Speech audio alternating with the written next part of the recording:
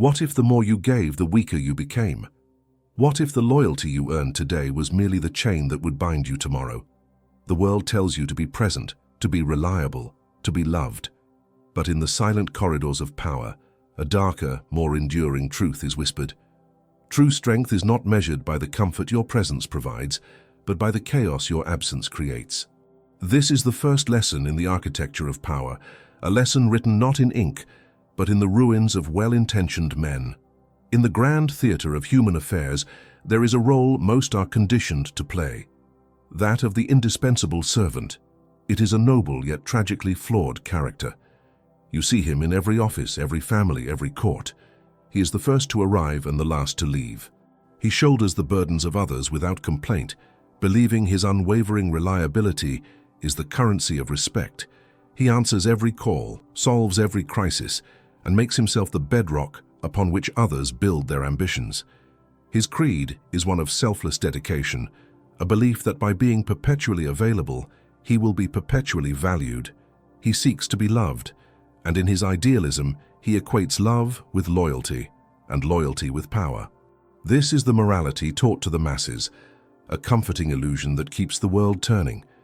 It is the belief that good deeds are an investment, and that a surplus of goodwill will shield one from the harsh realities of human nature. But this path, for all its seeming virtue, leads not to a throne but to a gilded cage of expectation. Machiavelli understood a fundamental truth that idealists refuse to see. What is abundant is, by definition, devalued. The sun rises every day, and so its miracle is forgotten until the terror of an eclipse reminds us of its power. The indispensable servant, through his constant presence, makes his competence, his energy, and his very essence common. He becomes utility, not authority. His assistance is no longer a gift to be cherished, but a service to be expected. His absence becomes a mere inconvenience, a temporary disruption quickly filled by another, for the world abhors a vacuum only when the vacuum itself represents a loss of structure, not just a loss of labor. He has taught those around him that he is the solution to their problems, but he has failed to teach them that he is the solution. They do not value the man, they value his function, and functions, like tools, can always be replaced. This is the great paradox of the servant. In his quest to become indispensable, he makes himself entirely expendable. He has built his foundation on the most treacherous of grounds, the gratitude of men. And as the Florentine master observed, men are ungrateful, fickle, false, cowardly, covetous. The affection they offer is a bond of obligation, a chain of gossamer that they will break the moment it conflicts with their own self-interest. Now, consider the alternative. The path of the prince. The prince is not concerned with the fleeting affection of the populace. He does not seek to be loved for his tireless service. Instead, he pursues a far more stable and potent form of influence. He engineers necessity. His goal is not to be the strongest brick in the wall, but to be the keystone in the arch. A wall can lose many bricks and still stand, but remove the keystone, and the entire structure collapses into ruin. This is the fundamental difference in strategy. The servant adds value. The prince is the value. He understands that real power is not about being present for every battle, but about designing the battlefield itself, creating a system where his judgment, his skills, or his authority are the irreplaceable fulcrum upon which everything turns. He does not build his power on the shifting sands of human emotion, but on the cold, hard bedrock of structural dependence. He has studied the world not as it ought to be, but as it is. He sees the flaws in human nature not as obstacles to be overcome with virtue, but as materials with which to build his fortress. His actions are not guided by a desire for applause, but by a cold, pragmatic calculus of cause and effect. The prince knows that his presence should be a strategic decision, not a default state. His absence is not a failure of duty, but a weapon to be deployed with precision. It is a tool to remind allies of their reliance and rivals of their vulnerability. When he is present, he may appear magnanimous, cooperative, a pillar of the community. But this is mere performance. The appearance of virtue that Machiavelli counseled is so vital. Behind this facade, he is meticulously weaving a web of processes, dependencies, and knowledge that only he truly controls. He does not solve every problem himself. Instead, he creates the very framework through which problems must be solved, a framework that invariably leads back to him. Therefore, when he chooses to withdraw, he is not merely removing a player from the game, he is taking the rulebook with him. The chaos that ensues is his greatest testament. It is in that void, in the panicked scramble to fill a role that cannot be filled, that his true worth is revealed. They do not learn to miss him, they learn to fear a world without him. This fear is a far more reliable foundation for power than the fickle love he could ever hope to earn. Love is a request for loyalty. Fear of the void is a demand for it. The servant labors for love and reaps contempt. The prince builds for necessity and commands respect. One is forgotten the moment he is gone. The other is most powerful in the very thought of his departure. This is the first brutal lesson in the engineering of power. For love is a bond of obligation, which, because men are wicked, is broken at every opportunity for their own advantage. But fear is held by a dread of punishment, which never fails. Comment structure is power. To affirm you understand this truth, and subscribe for the next lessons on how to forge the very chains of dependence. To understand the architecture of necessity is to abandon hope and embrace design. Power is not found, nor is it stumbled upon by the deserving. It is built, piece by piece, with the cold precision of a master craftsman. The affection of others is a house built on sand, vulnerable to the changing tides of their self-interest. But a structure of dependence, once its foundations are properly set, is a fortress of granite, capable of withstanding any storm. The prince does not pray for loyalty, he forges the very chains that make disloyalty an impossibility. This forging is not an act of overt aggression, but a subtle and patient science governed by three sacred principles. These are the pillars upon which the throne of indispensability is erected. The first and most critical pillar is the establishment of the monolith of knowledge. The idealist believes in the free exchange of information, in mentorship, in empowering his team. He shares his wisdom freely, thinking it will earn him gratitude. The prince knows this is folly. He understands that knowledge in its purest form is a currency of power, and like any currency, its value is dictated by scarcity. His objective is not to be the most knowledgeable person in the room, but to become the sole repository of a certain kind of critical intelligence. He cultivates a domain of expertise so specialized, so complex, or so jealously guarded that it becomes his exclusive territory. This could be an understanding of an arcane but essential process, a unique relationship with a powerful external entity, or access to information that no one else can acquire. He does not simply learn a skill.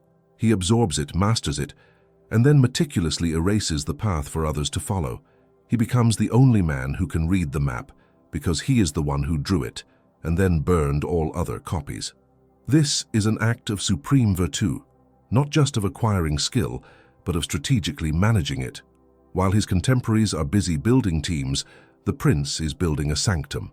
He offers fragments of his knowledge, enough to allow others to function, but never enough for them to become autonomous. He creates a system where they are perpetually coming to him for the final piece of the puzzle. His explanations are masterful, yet incomplete. His guidance is helpful, yet creates further reliance.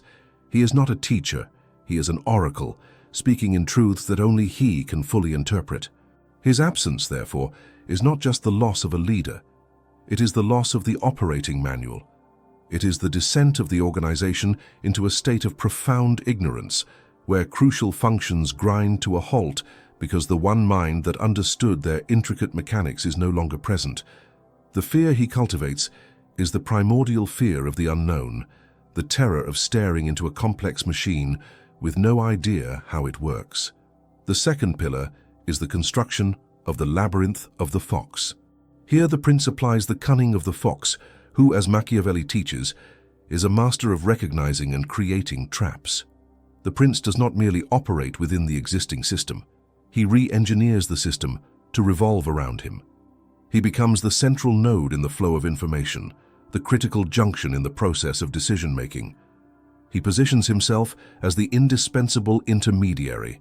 Factions that wish to communicate must go through him. Proposals that require approval must bear his seal. Resources that must be allocated must pass through his hands. He does not achieve this through brute force, like the lion, but through subtle, incremental adjustments to procedure and protocol. He creates complexity that only he can navigate. He builds a bureaucracy that appears logical on the surface, but whose true corridors and hidden passages are known only to him. He is the architect of the very maze his colleagues must navigate each day. Their successes become dependent on his guidance, and their failures are often a result of attempting to bypass his influence. He fosters dependencies not only between himself and others, but between his subordinates themselves, positioning himself as the only possible mediator in their inevitable conflicts. He becomes the arbiter, the peacemaker, the ultimate decider, not because of a formal title, but because he has designed the environment to make it so. When he is absent, it is not just his tasks that are left undone. The entire mechanism of the organization ceases, communication breaks down, old rivalries flare, decisions are paralyzed. The labyrinth he built becomes an inescapable prison for those left inside. They come to realize that their freedom of movement was always an illusion, granted and guided by his invisible hand. His presence is order, his absence is chaos. And men, above all else, fear chaos. This engineered fragility is the source of his enduring strength. The third and final pillar is the mastery of the alchemy of the void. The prince understands that his presence, like any precious metal, is subject to the laws of perceived value. To be constantly available is to be common iron. To be strategically scarce is to become priceless gold. This requires a profound and calculated management of his own accessibility. He does not simply disappear. He creates a vacuum at moments of maximum strategic importance. He foresees a coming challenge, a difficult negotiation, a burgeoning crisis, and it is at that precise moment that he recedes into shadow. He allows the problem to manifest and grow. He watches from a distance as others attempt to solve it, their inadequate efforts serving only to highlight the difficulty of the task. He lets them feel the full weight of the burden, the cold dread of responsibility without the means to succeed. This calculated absence is a crucible. It tests the mettle of those around him, and in their inevitable failure, it prepares them for his return. When he finally re-emerges, his intervention is swift, decisive, and masterful. He solves the very problem that paralyzed everyone else, not because he is inherently superior, but because he understood its nature all along. His return is not seen as a simple resumption of duties, but as a salvation. The contrast between the chaos of his absence and the immediate order of his return creates a powerful psychological imprint. His value is no longer an abstract concept. It is a tangible, demonstrated reality. He has used the void as his canvas, painting a masterpiece of his own indispensability.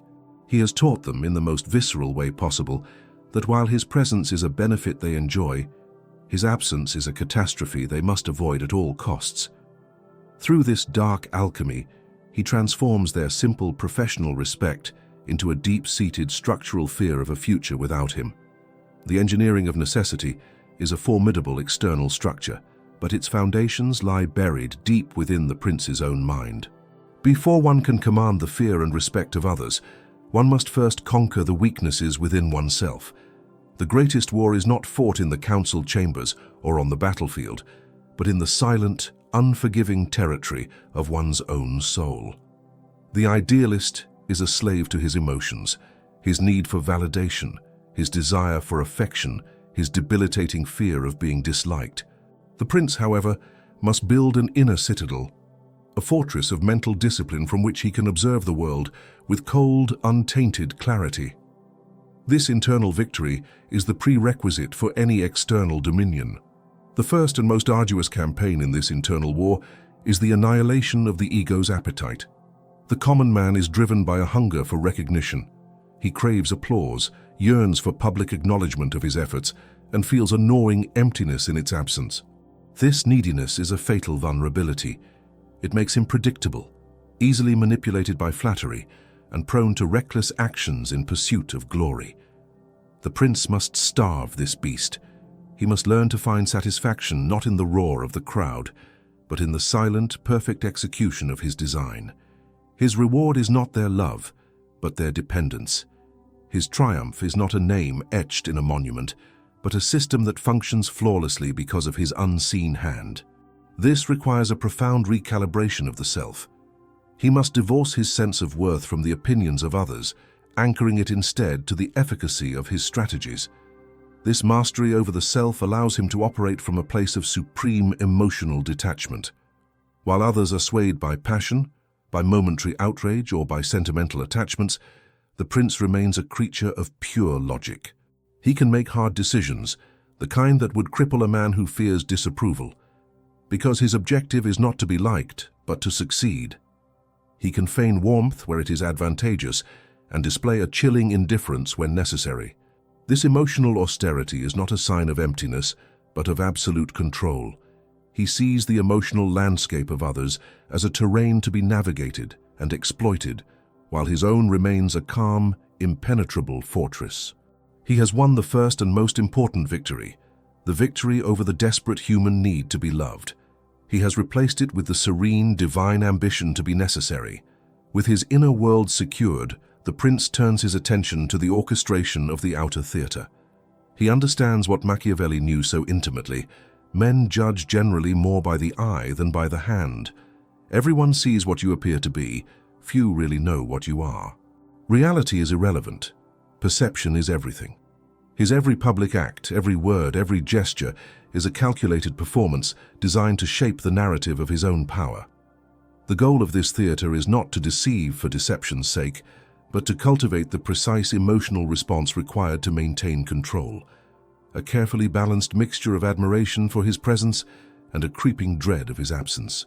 In this grand performance, he masters the art of the calculated display of competence. When he is present, he does not hoard his skills in a miserly fashion.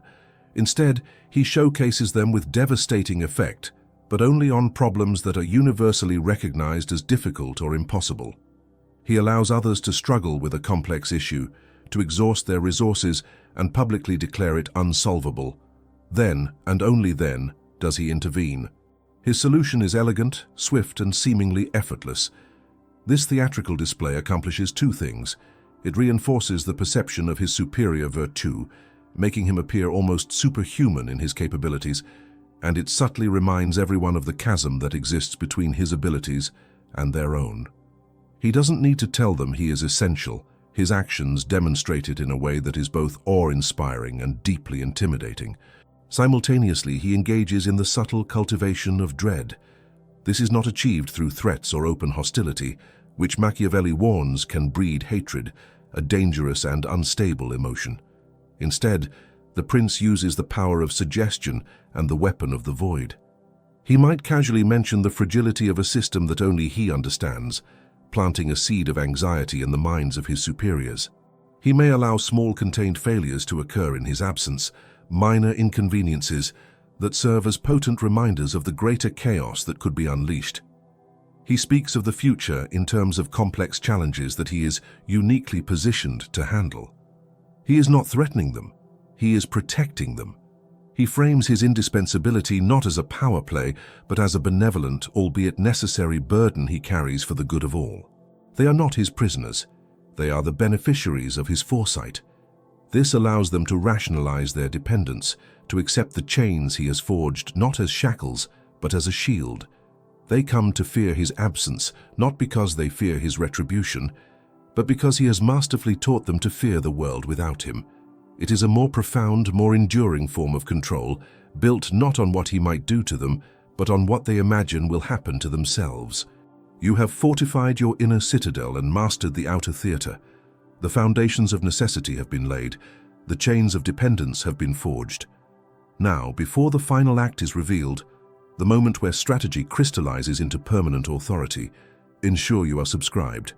For the ultimate wisdom of power is reserved not for the merely curious, but for those committed to seeing the design through to its ruthless, logical conclusion. The time for preparation is over. The moment for the masterstroke has arrived. The culmination of the prince's grand strategy is not a gradual ascent, but a singular cataclysmic event.